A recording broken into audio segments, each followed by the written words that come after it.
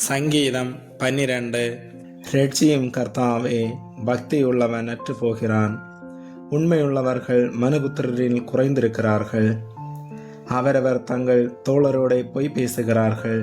இச்சக உதடுகளால் இருமனதாய் பேசுகிறார்கள். இச்சகம் பேசுகிற எல்லா உதடுகளையும் பெருமைகளை பேசுகிற நாவையும் கர்த்தர் அறுத்து போடுவார். அவர்கள் எங்கள் நாவுகளால் மேற்கொள்ளுவோம், எங்கள் உதடுகள் எங்களுடையது, யார் எங்களுக்கு ஆண்டவன் என்று சொல்லுகிறார்கள். ஏழைகள் பாழாக்கப்பட்டது நிமித்தம், எளியவர்கள் விடும் பெருமூச்சு நிமித்தமும் நான் இப்பொழுது எழுந்து அவன் மேல் சீறுகிறவர்களுக்கு அவனை காத்து சுகமாயிருக்க பண்ணுவேன் என்று கர்த்தர் சொல்லுகிறார். கர்த்தருடைய சொற்கள் மண் குகையில் 7 தர முறுக்கி புடமிடப்பட்ட வெள்ளிக்குப்பான சுத்த சொற்களாயிருக்கிறது. கர்த்தாவே, நீர் அவர்களை காப்பாற்றி அவர்களை என்றைக்கும் இந்த சந்ததிக்கு விலக்கி காத்து கொள்ளுவீர்.